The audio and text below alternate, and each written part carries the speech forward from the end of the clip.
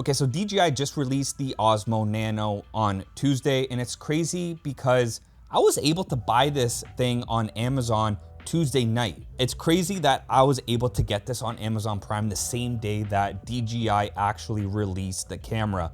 I find that strange, but also amazing as well. So from just trying out this camera and trying to make a video here on the channel, I kind of want to compare this to the Osmo Action 5 Pro, whether I want to keep this guy and return this one or keep this one and sell this guy. So far, I'm absolutely loving this guy. It's super portable, way more portable than this guy.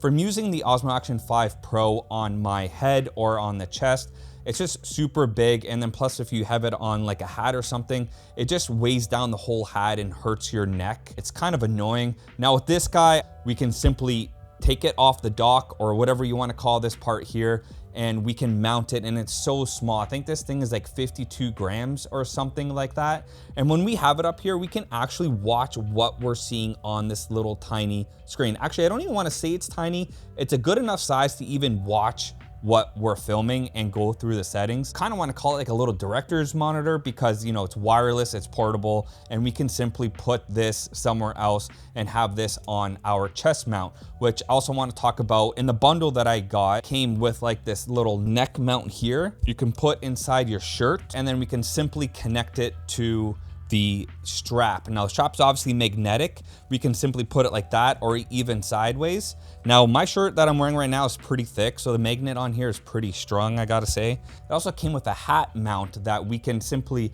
put this through a hat. Of course, I don't have a hat with me today.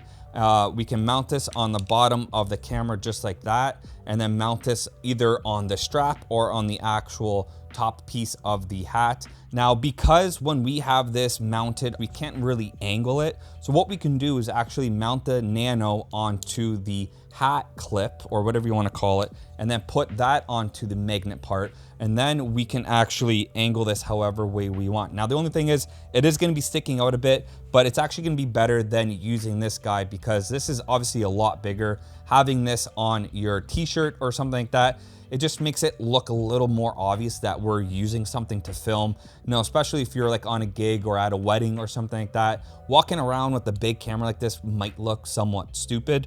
So we're gonna try and be a little less obvious of what we're trying to film or trying to get behind the scenes content.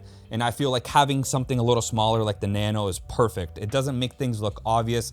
It's a little, you know, less noticeable and better from when people are watching us and thinking like, what's this guy doing with all these cameras mounted on their head and whatever. Well, the one thing that I think DJI actually nailed with this kind of setting or function on the Nano is we have memory on this and then also on this.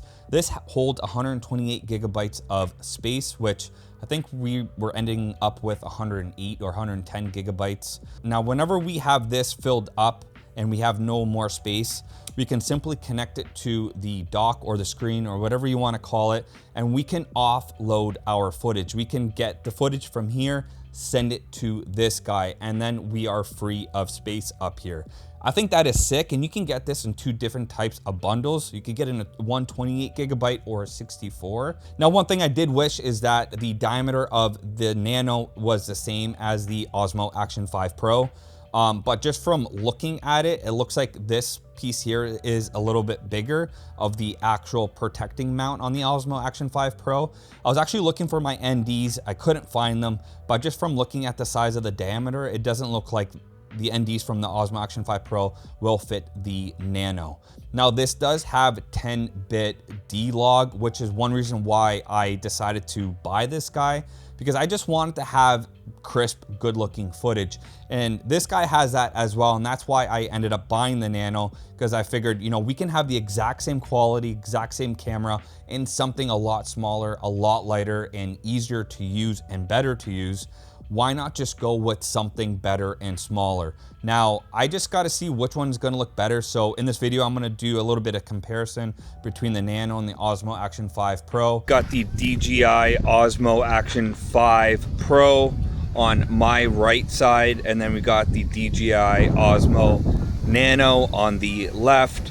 Now, from what I read, this didn't have like a night mode, but I guess from a firmware update, it was able to put a night mode on here because I know the Osmo Action 5 Pro has a night mode, and I feel like this guy's gonna make our life a lot easier just with the size, the weight of it, and just how small this guy is. It's tiny and it basically fits anywhere. Now, when we do charge up the Nano, the camera is gonna be charging first and then gonna charge up the screen module after. And now, as you can tell, there are two separate batteries, because when we connect it, you can see that there are two battery icons there. Now, on the camera itself, we only have one button. On the actual screen itself, we have one button as well. And then we also have a little door. On the screen module, we have the USB-C and a memory card for us to put additional storage. Now, the camera is waterproof from, I don't know how many meters. I'll put the number up here somewhere.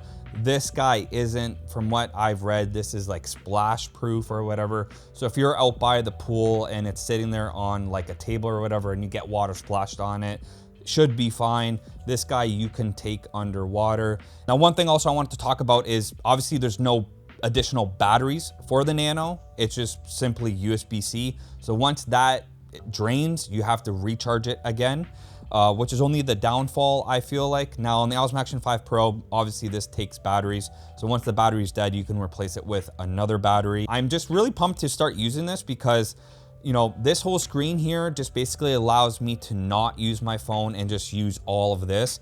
So when I was using this, I had to connect it to my phone, use my phone to see what I'm shooting, especially if I have it on my hat or on my chest. It just saves time in the long run instead of, you know, connecting it to the phone, and, you know, you have a nice little portable little screen here. So that's it for this video. Let me know what you think about the quality of the Nano versus the Osmo Action 5 Pro, and which one you think is more for you and which one would you return. We'll see you guys on the next one.